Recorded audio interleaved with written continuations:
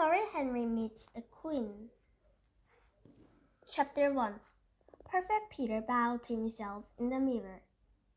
"Your Majesty," he said, pretending to present a bouquet. "Welcome to our school, Your Majesty. My name is Peter, Your Majesty. Thank you, Your Majesty. Goodbye, Your Majesty." Slowly, Perfect Peter retreated backwards, bowing and smiling. "Oh, shut up," snarled Horrid Henry. He glared at Peter. If Peter said, "Your Majesty," one more time, he would. Horrid Henry wasn't sure what he would do, but it would be horrible. The Queen was coming to Henry's school. The real-life Queen with her dogs and jewels and crowns and castles and beefeaters and knights and horses and ladies in waiting, was coming to see them to the wall they had built. Yet for some reason, Horrid Henry had not been asked to give the Queen a bouquet. Instead, the head Mrs. Oddbot had chosen Peter. Peter? Why, stupid, smelly, old, ugly toad, Peter was so unfair. Chapter 2. Just because Peter had more stars than anyone in the Goodest Gold book, was there any reason to choose him? Henry should have been chosen. He'd do a much better job than Peter. Besides, he wanted to ask the Queen how many TVs she had. Now he never got the chance. "Your Majesty," said Peter, bowing. "Your Majesty," mimicked Henry, curtsying. Perfect Peter ignored him. He'd been ignoring Henry a lot ever since he'd been chosen to meet the Queen. Come to think of it, everyone had been ignoring Henry. "Isn't it thrilling?" said Mom for the millionth time. "Isn't it fantastic?" said Dad for the billionth time. "No," Henry had said. "Who want to hand some rotten flowers to a stupid king anyhow? Not Horrid Henry." And he certainly didn't want to have his picture in the paper and everyone making a fuss. "Bow, bouquet, answer her question, walk away," muttered Perfect Peter. Then he paused. "Or is it bouquet, bow?" Horrid Henry had just about enough of Peter showing off. "You're doing it all wrong," said Henry. "No, I'm not," said Peter. "Yes, you are," said Henry. "You're supposed to hold the bouquet up to her nose so she can have a sniff before you give it to her." Perfect Peter paused. "No, I'm not," said Peter. Horrid Henry shook his head sadly. "I think we better practice," he said. "Pretend I'm the Queen." We picked up Peter's shiny silver crown covered in fool's jewels and put it on his head. Perfect Peter beamed. He'd been begging Henry to practice with him all morning. "Ask me a question the Queen would ask," said Peter. Horrid Henry considered. "Why are you so smelly, little boy?" said the Queen, holding her nose. "The Queen wouldn't ask that," gasped Perfect Peter. "Yes, she would," said Henry. "Wouldn't. Would. And I'm not smelly." Horrid Henry waved his hand in front of the face. "Pooh," said the Queen. "Take this smelly bone to the tower." "Stop it, Henry," said Peter. "Ask me a real question, like my name or what year I'm in." "Why are you so woggly?" said the Queen. "Mom," wailed Peter. "Henry called me ugly and smelly." "Don't be horrid, Henry," shouted Mom. "Do you want me to practice with you or don't you?" hissed Henry. "Practice," sniffed Peter. "Well, go on then," said Henry. Perfect Peter walked up to Henry and bowed. "Wrong," said Henry. "You don't bow to the Queen, you curtsy." "Curtsy?" said Peter. Mrs. Oddbot hadn't said anything about curtsying. "But I'm a boy." "The law was changed," said Henry. "Everyone curtsies now." Peter hesitated. "Are you sure?" said Peter. "Yes," said Henry. "And when you meet the Queen, you put your thumb on your nose and wiggle your fingers, like this." Horrid Henry clicked a snoot. Perfect Peter gasped. Mrs. Oddbot hadn't said anything about thumbs or noses. "But that's rude," said Perfect Peter.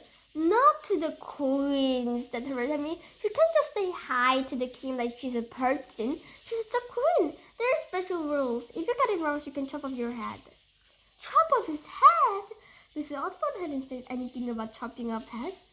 That's not true, said Peter. Yes, it is, said Henry. Isn't? Lord Henry sighed. If you get me wrong, you'll be locked up in the tower, he said. It's high treason to meet the queen the wrong way. Everyone knows that. Perfect Peter paused. Mrs. Audubon hadn't said anything about being locked up in the tower. I don't believe you, Henry, said Peter. Henry shrugged. Okay, just don't blame me when you get your head chopped off. Come to think of it, thought Peter. There's a lot of head chopping when people met kings and queens, but surely that was just in the olden days. Mom! Screamed Peter. Mom ran to the room. Henry said I had to curtsy to the queen, wailed Peter, and that I'd get my head chopped off if I got it wrong. Mom glared at Henry. How could you be so horrid, Henry? Said Mom. Go to your room. Fine, screeched the horrid Henry. I'll practice with you, Peter, said Mom. Bow, bouquet, answer her question. Walk away, said Peter, beaming. The great day arrived. The entire school lined up in the playground, waiting for the queen. Perfect Peter, dressed in his best party clothes, stood with Mrs. Audubon by the gate. A large black car pulled up in front of the school. There she is, shrieked the children. Lord Henry was furious. Miss Battleaxe had made him stand in the very last row, as far away from the queen as he could be. How on earth could he find out if she has 300 TVs standing way back here? Anyone would think Miss Battleaxe wanted to keep him away from the queen on purpose, thought Henry, scowling. Perfect Peter waited, clutching an enormous bouquet of flowers. His big moment was here. Bow bouquet, answer her question, walk away. Bow bouquet, answer her question, walk away, mumbled Peter. Don't worry, Peter. You'll be perfect, whispered Mrs. Audubon, urging him forward. Lord Henry pushed and shoved to get a closer view. Yes, there was his stupid brother, looking like a worm. Perfect Peter walked slowly toward the queen. Bow bouquet, answer her question, walk away, he mumbled. Suddenly, that didn't sound right. Was it bow bouquet or bouquet bow? The king looked down at Peter. Peter looked up at the queen. Your Majesty, he said. Now what was he supposed to do next? Chapter 6. Peter's heart began to pound. His mind was blank. Peter bowed.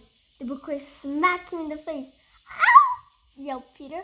What had he practiced? Ah, yes, now he remembered. Peter curtsied. Then he crooked the snook. Mrs. Audubon gasped. Oh no, what had he done wrong? Oh, the queen! It was still in his head. Quickly, Peter thrust it at the queen. Smack! The flowers hit her in the face. How lovely, said the queen. Wow, wailed Peter. Don't chop on my head! There was a very long silence. Henry saw his chance. How many TVs have you got? Shouted Lord Henry. The queen did not seem to have heard. Come along, everyone, to the display of turtle-dove making, said Mrs. Audubon. She looked a little pale. I said, shouted Henry. How many? A long, floating arm yanked him away. Be quiet, Henry, hissed Miss Battleaxe. Go to the back playground where we practiced. I don't want to hear another word out of you. Lord Henry trudged off to the bed of dove with Miss Battleaxe's beady eyes watching his every step. It was so unfair. When everyone was in their assigned place, Mrs. Audubon spoke. Your Majesty, moms and dads, boys and girls. The tutor used mud and straw to make dove for the words. Miss Battleaxe's class will now show you how. She nodded to the children standing in the bed. The school recorder band played Green Sleeves. Henry's class began to stomp in the bed of mud and straw. How lovely, said the queen. Lord Henry stood where he'd been placed between Judge's Gym and Aerobic Owl. There was a whole bed of stopping children blocking him from the queen, who was seated in front of the row between Miss Battleaxe and Mrs. Audubon. If only he could get closer to the queen. Then he could find out above those TVs. Henry noticed a tiny space between Brainy Brian and Gorgeous Grinder. Henry stumped his way through it. "Hey!" said Brian. "Ow!" said Grinder. "That was my foot!" Henry ignored them. Stump, stump, stump. Henry pounded past Gritty Graham and Ruby William. "Oh," said Graham. "Stop pushing." "Wah!" yelped Ruby William. Halfway to the front, Henry pushed anxious Andrew and clever Claire. "Help!" screeched Andrew, falling over. "Watch out, Henry!" snapped Claire. Almost there, just Moody, Margaret, and Jolly Joe stood in his way. Margaret stumped. Joe stumped. Henry trembled through the up till he stood right behind Margaret. "Squish, squash, squish, squash! Stop stomping on my bit!" hissed Moody Margaret. "Stop stomping on my bit," said Henry. "I was here first," said Margaret. "No, you weren't," said Henry. "Now get out of my way." "Make me," said Moody Margaret. Henry stumped harder. Squelch, squelch, squelch. Margaret stumped harder. Stump, stump, stump. Rudolph pushed forward, so did Dizzy Dave. Stump, stump, stump. Sour Susan pushed forward, so did Kung Poo Kate. Stump, stump, stump, stump, stump. A tidal wave of mud and straw flew out of the bat. Splat! Miss Bettelac's was covered. Splat! Mrs. Oddbother was covered. Splat! The Queen was covered. "Oops," said Henry. Mrs. Oddbot fainted. "How lovely," mumbled the Queen. The end. Bye. Bye. Thank you for listening.